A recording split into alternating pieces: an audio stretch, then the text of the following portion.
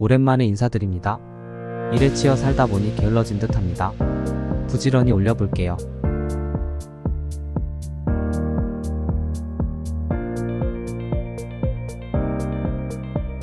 오늘은 구형 SM321QF 모델의 4GB 메모리 복구 시작합니다.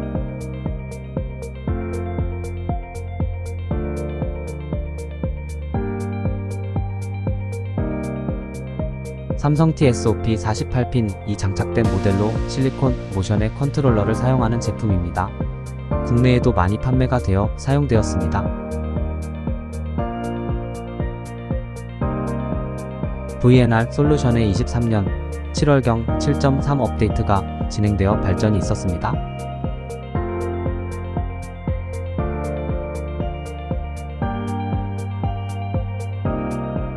SM321QF 모델은 자주 접하는 모델로 선택하여 줍니다.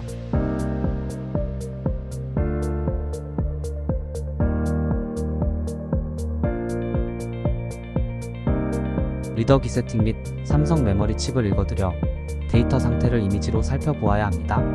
PC3000 플래시에서도 동일한 기법을 사용하고 있습니다. 모델 및 일부 기본 정보를 확인한 후 덤프 버튼을 눌러 이미징을 시작하여 줍니다.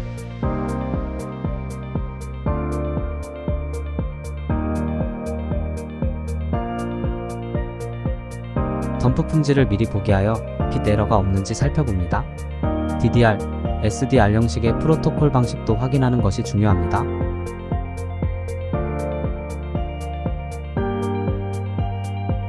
이렇게 첫 세로 줄이 SA 구간입니다.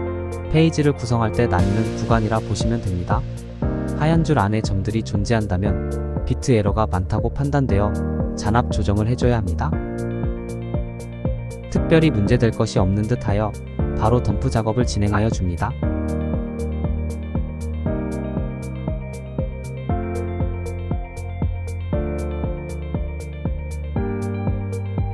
(4GB) 메모리의 상태가 좋다면 약 15분 전후 예상됩니다.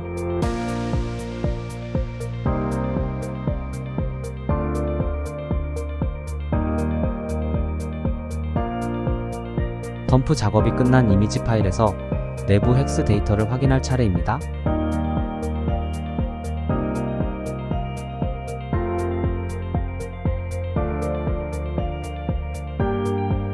첫 번째 단계로 페이지 구조를 확인하는 방법은 자동으로 혹은 수동으로 진행할 수 있습니다.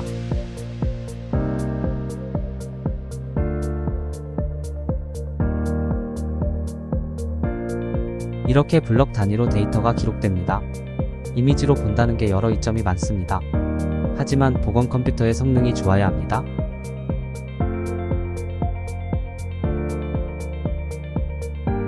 이번 줄의 시작점일부터 SA 영역까지와 ECC 구간까지 528개의 섹터가 존재합니다. DATA 512, SA3, ECC 13으로 구성되었습니다. 이렇게 값을 넣어주고 섹터 단위, 블럭 단위로 살펴봅니다.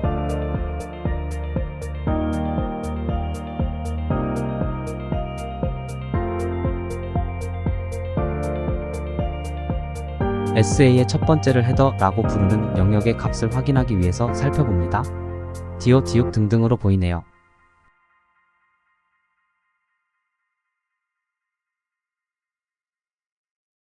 원래는 SA로 입력 후 상세 설정을 통하여 헤더 위치를 지정하지만 이해를 돕기 위해서 이렇게 지정해 보았습니다.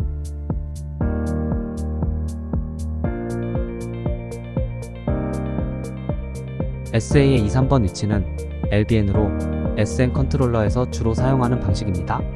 각기 회사마다 설정하는 방식은 차이가 있지만 대부분 1번 헤더, 2번, 3번 LBN으로 설정됩니다. 나머지 13개의 위치는 ECC로 지정합니다.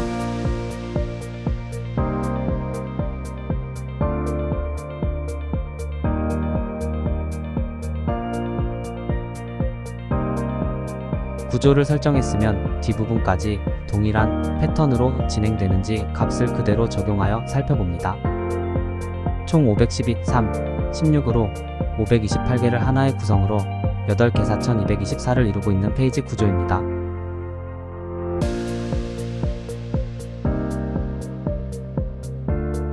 4224개의 페이지는 수많은 80만 개 정도의 섹터로 이루어져 데이터를 저장하고 있다고 이해하시면 됩니다.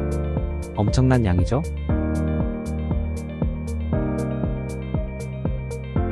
두 번째 단계인 ECC CODWRD를 수동 혹은 자동으로 지정할 수 있습니다. 편리한 자동 찾기를 이용하여 손쉽게 찾기와 선택으로 진행됩니다. 이렇게 자동 찾기가 안 될 때에는 수동으로 입력해줘야 합니다.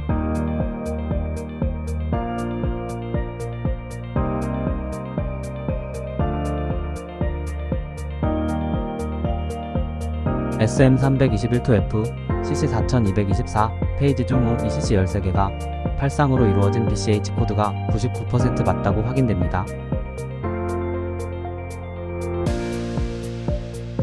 세 번째 단계인 XOR 또는 반전 등등의 값을 확인합니다. SMXOR은 I 방식으로 여러 패턴의 XOR을 대입하여 찾아줍니다. 최근에도 성능 테스트 및 확인을 진행했었습니다. 이미지를 살펴보면 이미지가 층층이 있다면 반전이라고 확인할 수 있으며 스크램블링이 있다면 XOR을 입력하여 진행할 수 있습니다. 반전을 찾았다고 메시지가 나타나네요.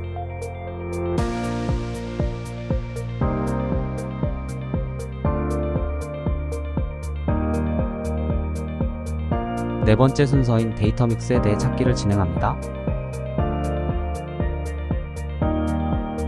ECC 찾기 후 설명을 깜빡했네요. ECC 맵을 통해 초록색으로 확인되면 정상 데이터라고 확인할 수 있습니다.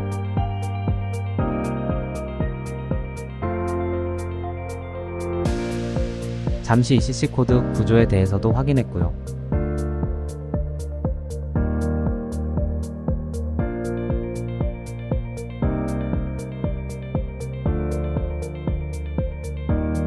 다섯 번째 단계인 페이지 할당 혹은 데이터 값을 믹스한 부분에 대해 찾기를 합니다. 앞선 작업이 정상적일 때 찾기가 가능하며 반전 혹은 XOR이 다르다면 찾기가 안되니 앞전 단계에서 제대로 확인하고 진행하셔야 합니다. 뒤에 또 다른 믹스 값이 있는지 확인합니다.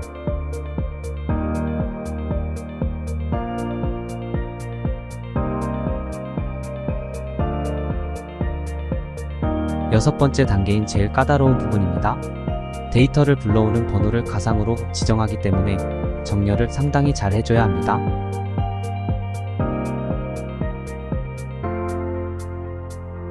몇 가지 지정하는 값을 확인한 후 테이블 구조를 새로 생성하게 되면 LBN 번호에 따라 데이터 순서가 나타납니다.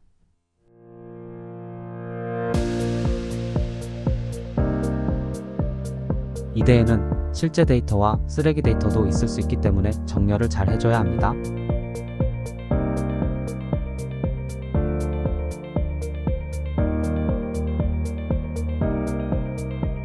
전체적으로 데이터 구조를 살펴보아 LBN, 헤더, 테스트1 값을 확인하고 살펴봅니다.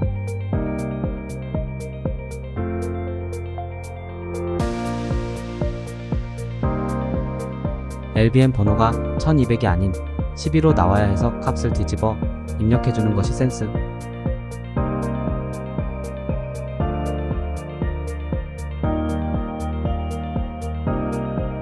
테이블을 다시 생성하여 정렬합니다.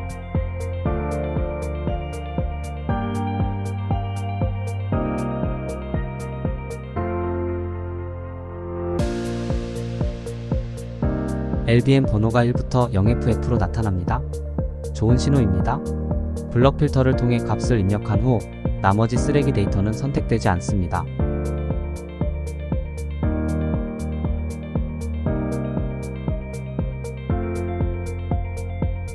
헤더 값은 바뀔 수 있으며 반전에 유의하여야 하고 전체 헤더 값을 살펴보아 하나의 값 또는 알맞는 대역을 찾아줘야 합니다.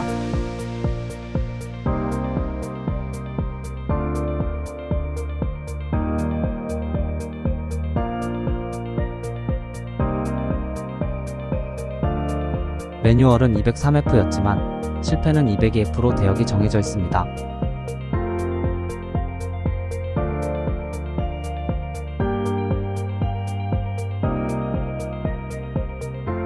테스트 1번의 값을 지정해 두었던 55A의 값을 확인하는 부분은 0번 섹터 맨 아래 있는 값과 일치하기에 데이터 정렬이 잘 되었는지 확인할 수 있는 하나의 팁이기도 합니다.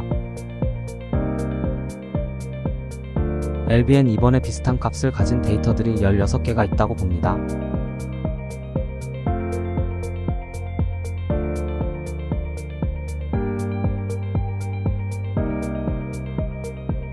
(3번) 역시 16개가 확인되며 애드레스 값의 차이만 있습니다. 16개의 뱅크 위치를 지정하여 새롭게 테이블을 생성합니다.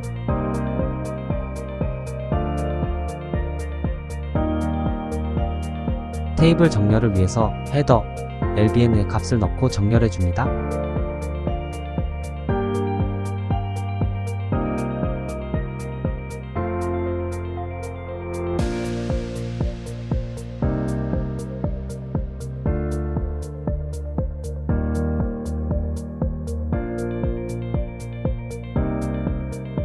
빈값이 있으면 안되기에 반복 확인을 통해 면밀히 확인합니다.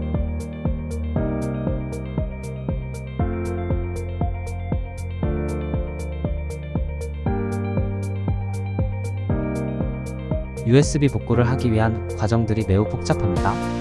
컨트롤러에서 해야 할 일을 이렇게 수동으로 처리해주는 것이 굉장히 어렵지만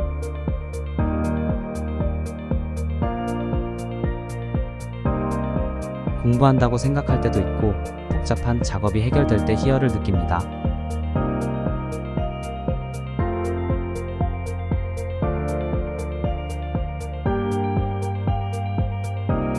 값들을 잘 정렬하고 나니 좀 좋아지고 깔끔해진 듯 합니다.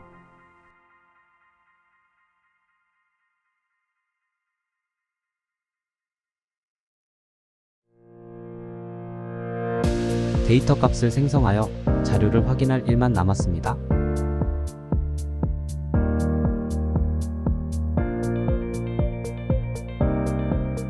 MBR, 합계된 총 섹터, 그리고 파일 시스템 FAT32의 볼륨 정보가 확인되면 데이터 구조는 잘 나타납니다.4GB 메모리에 많은 자료는 아니겠지만 몇 가지 자료를 확인하고 추출하여 전달드려야겠네요.